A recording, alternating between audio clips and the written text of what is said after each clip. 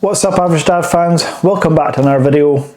And I've done it for the first time ever. Yes, me, Apple fanboy, first time ever. I bought a MacBook. Not just any MacBook, a MacBook Pro. The new 2021 M1 Pro MacBook Pro. That's a lot of pros. Is it Pro though? Yeah, I'm going to stop saying Pro now. But stay tuned to see why I bought it, how I'm technically saving money buying it, and if it's any good. Let's go.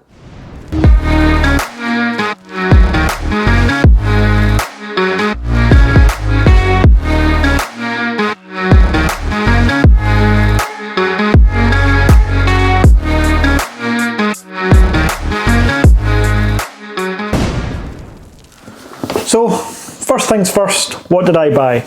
I bought the 16-inch M1 Pro MacBook Pro.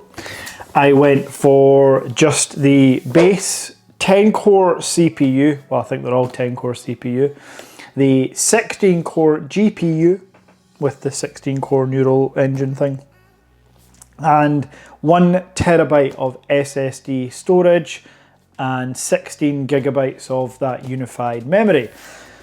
All in all, this was £2,600, but I had to get Apple Care. Of course I had to get Apple Care because I've got 2 kids and I'm also clumsy. £350.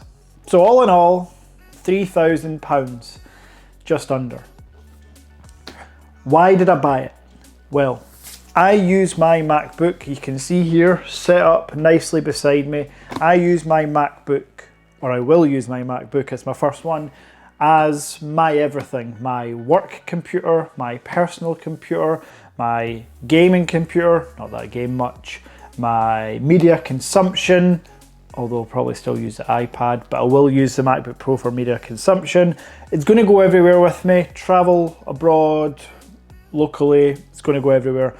So I do use it every day of my life. I will use this machine. So if you break down £3,000 over its lifetime, which for me is probably going to be 2 years, that's 730 days. So £3,000 divided by 730, what's it cost me? Like £4 a day to have it? Quick maths. Yeah. Would you pay £4 a day to have this bad boy? I think you would. Anyway. In the box with the 16-inch version, you get the 140 watt MagSafe charger. My first ever laptop MagSafe. I don't want to go into the iPhone MagSafe, I don't like that very much. But my first ever MagSafe laptop charger, and so far, well, to be fair, so far I've not had to use it because the battery life on this thing is insane. But we'll get into the battery life a little bit later. Also in the box, people are absolutely foaming at the mouth about this, but there's 2 black Apple stickers. Yay. Yeah, it's all about the device and that 140 watt power brick that does fast charge if you use MagSafe, and it fast charges at 140 watts. A 30-minute charge will give you 50% battery. And again, when you consider how long 50% of battery on this can take you, that is quite impressive. So that's the box, and that's the specs.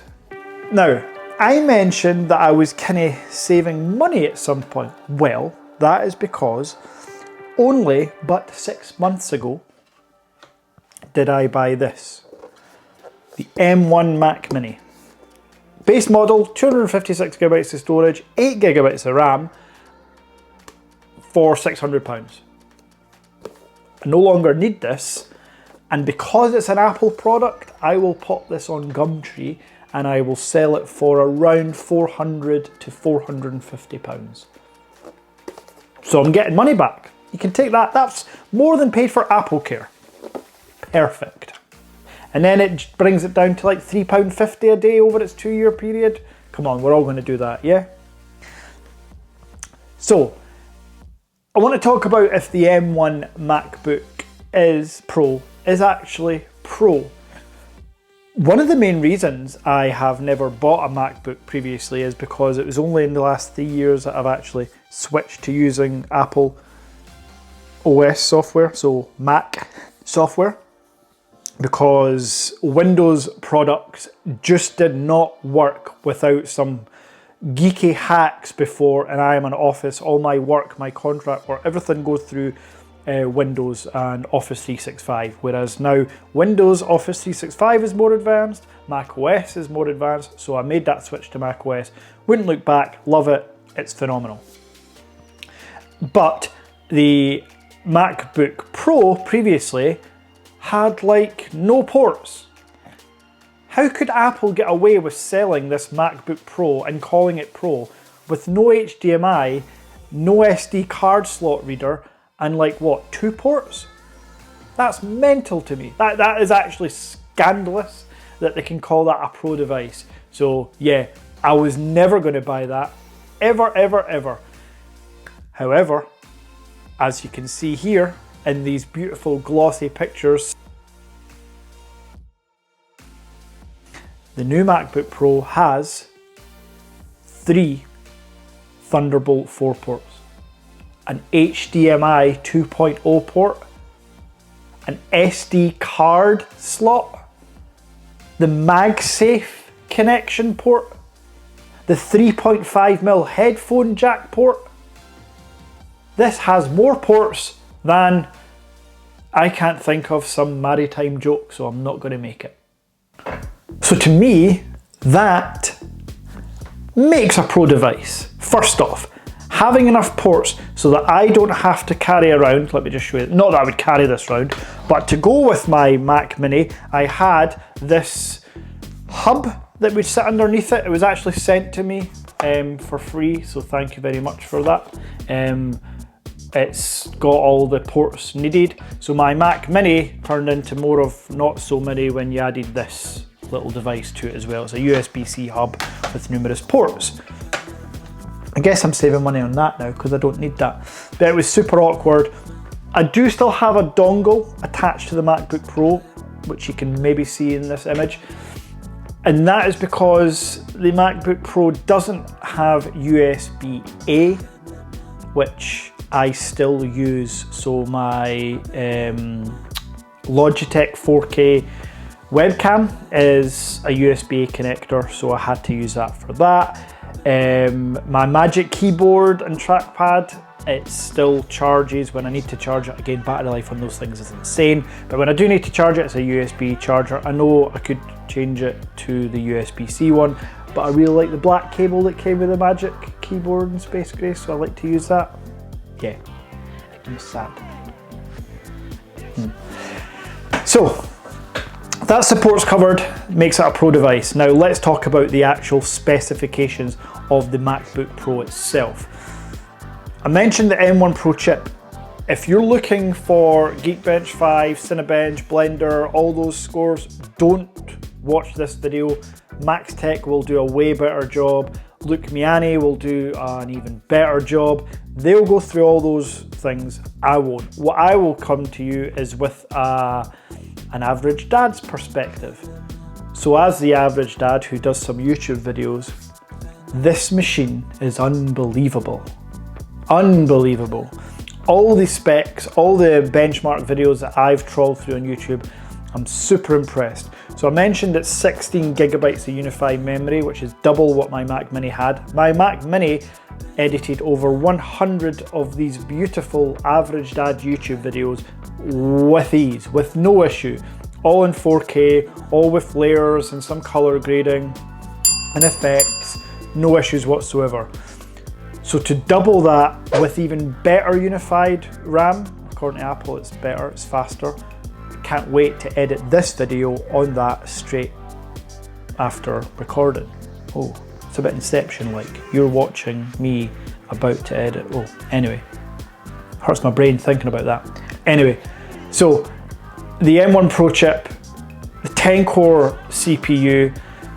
Again, I'm not going to do these tests, but I've seen that just a single core of this is almost as powerful as the previous 8 cores in the Mac Mini, for example. That's just insane. Also, the body of the laptop is, I've mentioned, my one is a 16-inch with the mini LED screen, 16.2 inch to be precise, and the screen is unbelievable. It has the adaptive Pro Motion, so 120 Hz all the way down to 10, which again helps with battery life.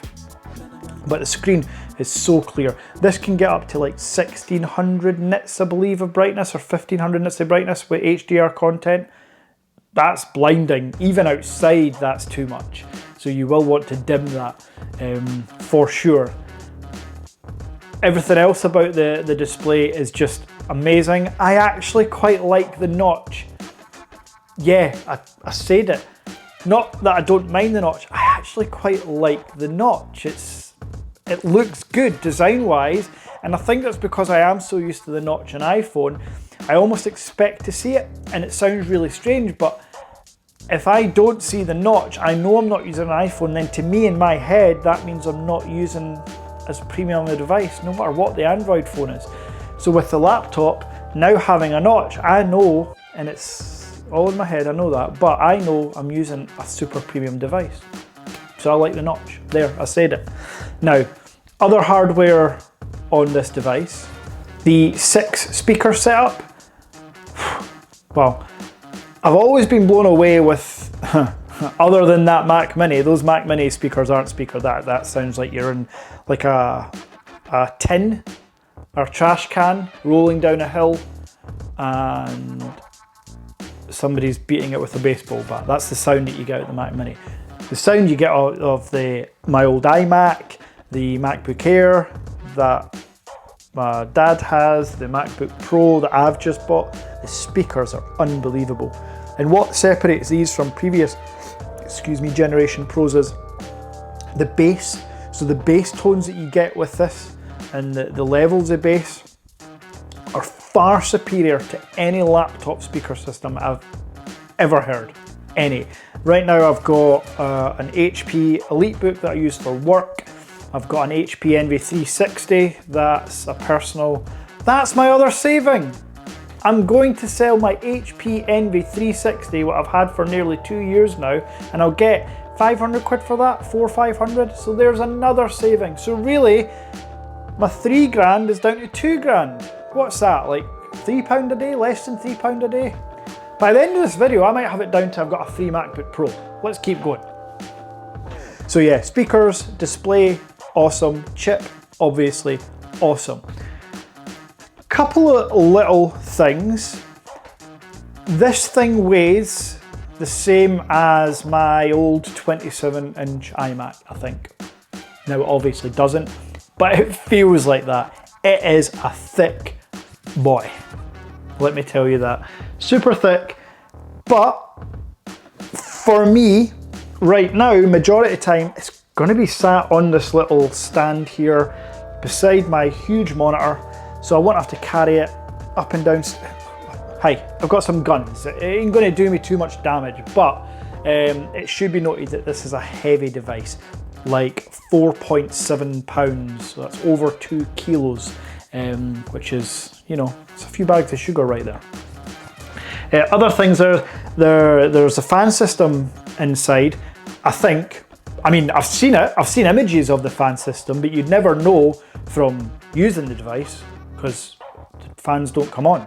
I mean, even running Geekbench, some of the guys running and girls run these Geekbench tests, the fans still didn't kick in. And that's not on battery. You'll notice this is not plugged into battery, it's only plugged into the monitor.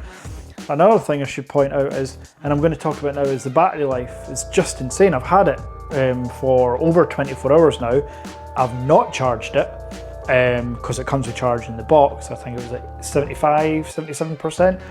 It's still at 40%, and that included the setup, transfer and migration from my Mac Mini, the downloading of all the apps that I need, Teams calls yesterday and today with work, 1,000, not really, but dozens of YouTube videos on MacBook Pro and new Monterey setups. That's what I do, by the way.